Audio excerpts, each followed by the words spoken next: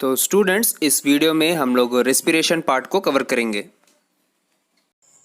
तो बचपन से हम लोग पढ़ते आए हैं कि रेस्पिरेशन मतलब यही होता है कि ऑक्सीजन का अंदर लेना और CO2 का बाहर आना। ओके, तो क्या ये इस चैप्टर में आपका जो है थ्योरी रेस्पिरेशन के बारे में वो चेंज हो जाएगा?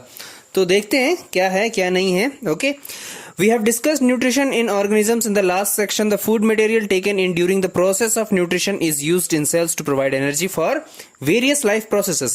Diverse organisms do this in different ways. Use some oxygen to break down glucose completely into carbon dioxide and water. Some other pathways that do not involve oxygen. In all cases, the first step is the breakdown of glucose, a 6 carbon molecule, into a 3 carbon molecule called pyruvate. तो respiration जो है वो generally क्या होता है, oxygen को पूरे blood में मिक्स करवाता है और उसके बाद जो हम लोग एनर्जी जो लिए हैं फूड से उसे ब्रेक करना होता है। ओके, ऑक्सीजन जो है वो किसी रिएक्शन के बाद कार्बन डाइऑक्साइड और वाटर में ब्रेक हो जाता है और वही कार्बन डाइऑक्साइड जो है वो हम लोग ब्रीथ आउट करते हैं। तो फर्स्ट स्टेप जो है वो ब्रेक डाउन का वो ये होता है कि ग्लूकोज जो एक 6 कार्बन मॉलिक्यूल है, जैसा कि फोटोसिंथेसिस वाले रिएक्शन में हम लोगों ने देखा था C6H12O6, तो C6 मतलब कार्बन 6 है यहाँ पे, तो उसे जो है वो एक 3 कार्बन मॉलिक्यूल जो पायरुवेट है उसमें वो ब्रेक हो जाता है। This process takes place in the cytoplasm, मतलब सेल के साइटोप्लाज्म के अंदर, सेल मेम्ब्रेन के अंदर ये जो है ब्रेक डाउन होता है। फर्दर द पायरुवेट में be converted into ethanol and carbon dioxide, और इसके बाद जो है वो पायरुवेट अपने यूज के अनुसार, मतलब जो सेल का लोकेशन है वो किस ऑर्गन के लिए एनर्जी देना चाहता है उसके अनुसार इथेनॉल और कार्बन डाइऑक्साइड बना सकता है। नेक्स्ट पेज में 3 हम लोग को मिल जाएंगे, तो अभी तो ये पढ़ लेते हैं। This process takes place in yeast during fermentation. Since in this process takes place the absence of air, it is called anaerobic respiration. तो ये जो प्रोसेस है इथेनॉल और कार्बन डाइऑक्साइड बनने वाला, ये ईस्ट में होता है फर्मेंटेशन के थ्रू, और ये जो प्रोसेस है ये ऑक्सीजन के एब्सेंस में होता है, तो इसलिए हम लोग इसे एनारोबिक रेस्पिरेशन कहते हैं। Breakdown of pyruvate using oxygen takes place in mitochondria. Mitochondria मतलब लिविंग जो है, जो जिन्हें ऑक्सीजन की जरूरत होती है, वहां पे जो है पायरुवेट में ब्रेक होता है। तो देख लेते हैं, process breaks up the 3 carbon pyruvate molecule to give 3 molecules of carbon dioxide. The other product is water. Since this process takes place in the presence of air, it is called aerobic respiration. The release of energy in this aerobic process is not lot greater than in the aerobic process. Sometimes where there is a lack of oxygen in our muscle cells, other pathway for breakdown of pyruvate is taken. Here the pyruvate is converted into lactic acid, which is also a 3 carbon molecule. This buildup of lactic acid in our muscles during the sudden activity causes cramps. तो इतना सारा कुछ पढ़ना नहीं है, जो नीचे एक इक्वेशन या फ्लो चार्ट कह सकते हो वो दिया हुआ है, उसे बस देख लेते हैं। ग्लूकोज जो है वो साइटोप्लाज्म के अंदर एक 6 कार्बन मॉलिक्यूल होता है, वो ऑक्सीजन जब उसे मिलता है तो वो पायरुवेट में ब्रेक हो जाता है और पायरुवेट के साथ साथ एनर्जी भी मिलती है।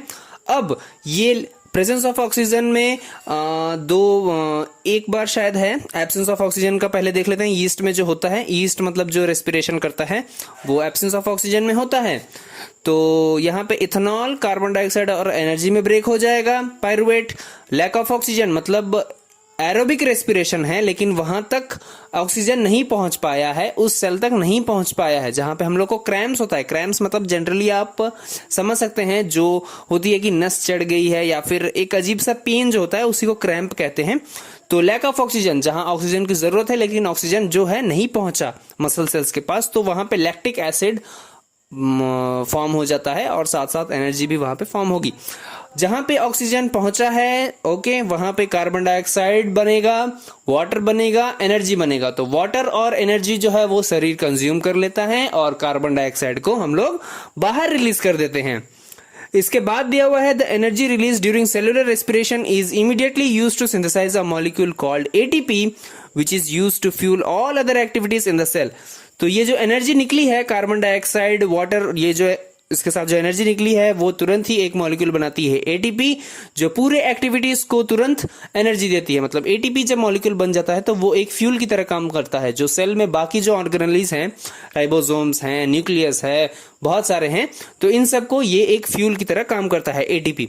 In this process ATP is broken down giving rise to a fixed amount of energy which can drive the endothermic reactions taking place in the cell.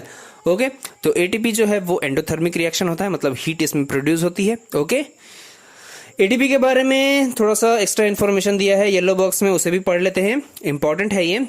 ATP is the energy currency for most cellular processes. The energy release during the process of respiration is to make an ATP molecule from the ADP and an inorganic phosphate. तो break down जो है वो ऐसे होता है, ADP plus P मतलब एक phosphate ion जो है वो एनर्जी के प्रेजेंस में ATP बनता है.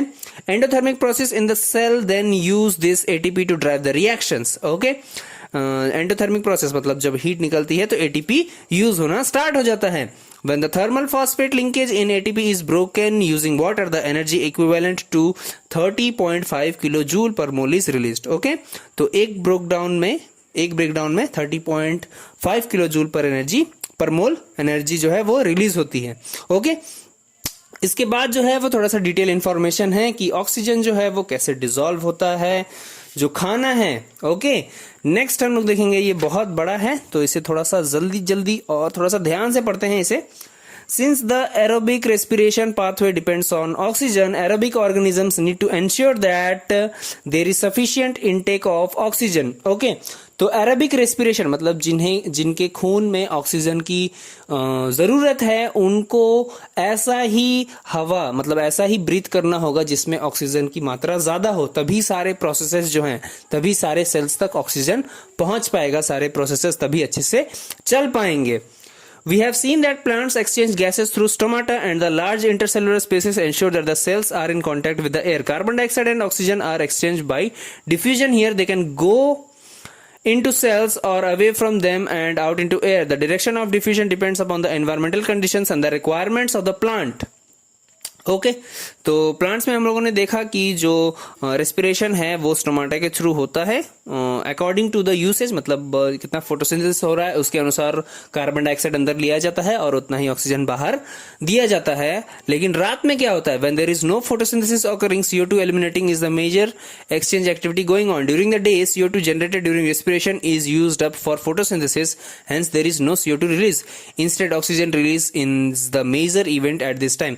तो दिन में तो सब जानते हैं कि सनलाइट के दौरान फोटोसिंथेसिस होती है, रेस्पिरेशन नहीं होती नहीं कह सकते हैं, थोड़ी मात्रा में रेस्पिरेशन भी होते रहती है. ओके लेकिन रात में जब सनलाइट नहीं है तब तो फोटोसिंथेसिस नहीं होगा, तब हम लोग का जो रेस्पिरेशन सिस्टम है ऑक्सीजन लेके CO2 छोड़ना, सेम यही प्लांट्स में भी हो जाता है. Okay animals have evolved different organs for uptake of oxygen from the environment and for getting rid of carbon dioxide produced. Terrestrial animals can breathe the oxygen in the atmosphere but the animals that live in water need to use the oxygen dissolved in water. Okay animals के पास different organs हैं, plants के पास सिर्फ stomata है, लेकिन animals different animal के पास डिफरेंट ऑर्गन्स हैं जो ब्रीथ करने में हेल्प करते हैं. टेरेस्ट्रियल एनिमल्स मतलब जो जमीन पर रहते हैं वो सीधे एनवायरनमेंट से ऑक्सीजन ले लेते हैं, और लेकिन जो एक्वेटिक एनिमल्स हैं वो डिसॉल्व्ड ऑक्सीजन, वाटर के अंदर जो डिसॉल्व्ड ऑक्सीजन है उससे वो ब्रीथिंग प्रोसेस अपना करते हैं, रेस्पिरेशन प्रोसेस उससे होता है उन लोगों का. इसके बाद दिया है, since the amount of dissolved oxygen is fairly low compared to the amount of oxygen in the air, the rate of breathing in aquatic organisms is much faster than that seen in terrestrial organisms. Dissolved oxygen की जो मात्रा होती है water में वो कम होती है, इसलिए जो एक्वाटिक एनिमल्स हैं वो टेरेस्ट्रियल एनिमल्स से ज्यादा स्पीड रेस्पिरेशन करते हैं. Okay Fishes take in water through their mouths and force it past the gills where the dissolved oxygen is taken up by the blood. तो गिल्स जो हैं ये ऑर्गन होती हैं एक्वाटिक एनिमल्स में, फिशेस में. ये क्या करती हैं, जब वाटर उन तक पहुंचता है तो ये डिसॉल्व्ड ऑक्सीजन को एब्जॉर्ब करके बाकी का वाटर रिलीज कर देती हैं बाहर, और जो ऑक्सीजन एब्जॉर्ब किया है वो ब्लड में घुल जाता है. Terrestrial organisms use the oxygen in the atmosphere for respiration. This oxygen is absorbed by different organs in the different animals. All these organs have a structure that increases the surface area which is in contact with the oxygen rich atmosphere. Okay, तो terrestrial organisms जो है वो सीधे oxygen लेते हैं, इनके पास different organs होते हैं, और ये जो है सरफेस एरिया बढ़ाने वाली है, मतलब जैसा कि हम लोग के पास जो है लंग्स वो सरफेस एरिया बढ़ाते हैं अपना, ताकि ज्यादा से ज्यादा ऑक्सीजन उसके अंदर जा पाए और हम लोग को ज्यादा से ज्यादा ऑक्सीजन ब्लड के अंदर absorb हो जाए. Okay, since the exchange of oxygen and carbon dioxide has to take place across this surface is very fine and delicate. Okay, तो गैसेस का एक्सचेंज होना है, यहाँ पे एटॉमिक लेवल पे एक्सचेंज होता है, तो इस सरफेस का स्मूथ होना और डेलिकेट होना जायज है। ओके, तो जैसे हम लोग के लंग्स में ब्रोंकियोल्स जो है ओके, तो ये बहुत ही नाजुक होते हैं, कुशन की तरह होता है पूरा ये structure. In order to protect this surface, it is usually placed within the body, so there have to be passages that will take air to this area। तो इतना डेलिकेट अगर कोई पार्ट है तो जाहिर सी बात है ये ओपन में तो नहीं रह सकता, बॉडी के अंदर रहेगा, और इस तक एयर पहुंचाने के लिए कुछ ट्यूब्स की जरूरत होगी। ओके, तो यहाँ पे विंड पाइप की बात हो रही है। Okay, in addition there is a mechanism for moving the air in and out of this area where the oxygen is absorbed. और इसके एडिशन में सिर्फ ट्यूब लगाने से नहीं होगा, मैकेनिज्म भी होना चाहिए जो सांस को अंदर ले और जो रिलीज्ड गैस है वो उसे बाहर भेजे। In human beings, air is taken into the body through the nostrils. The air passing through the nostrils is filtered by fine hairs that line the passage. तो human beings का respiration यहाँ पे start हो गया है। सबसे पहले nostrils मतलब nose में जो holes होते हैं उन दोनों को nostrils कहा जाता है, और इसके अंदर में mucus की lining और hairs की lining होती है जो air को filter कर देते हैं। ओके, और hairs का जो direction है वो nostrils के तरफ होता है, मतलब जिस तरफ से हवा आ रही है उसी तरफ उनका मुंह होता है, तो filter जो है वो बहुत आसानी से हो जाता है। Okay, The passage is also lined with mucus which helps in the process। तो mucus भी यहाँ पे है। From here the air passes through the throat and into the lungs। यहाँ से गले तक होते हुए वो lungs में पहुंच जाता है। The rings of the cartilage are present in the throat।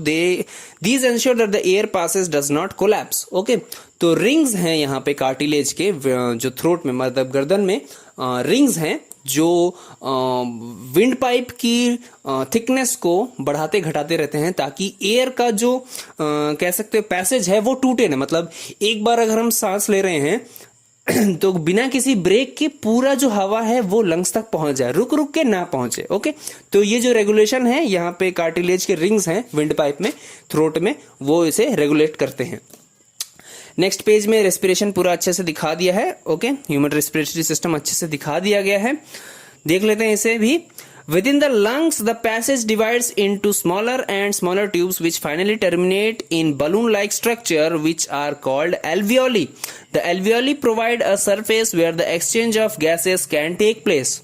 तो लंग्स में पहुंचने के बाद वो छोटे से छोटे होल्स में हवा घुसती है। ओके, सबसे छोटा जो होल होता है उसे एल्वियोली कहते हैं और यहीं पे गैसेस का एक्सचेंज होता है।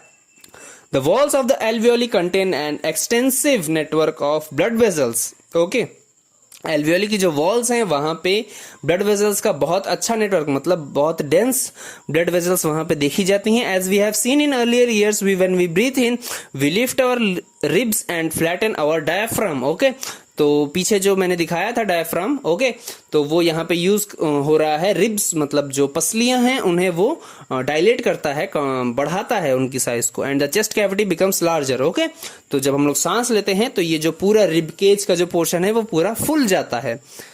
And the chest cavity becomes larger as a result. Because of this, the air is sucked into the lungs and fills the expanded alveoli. Okay?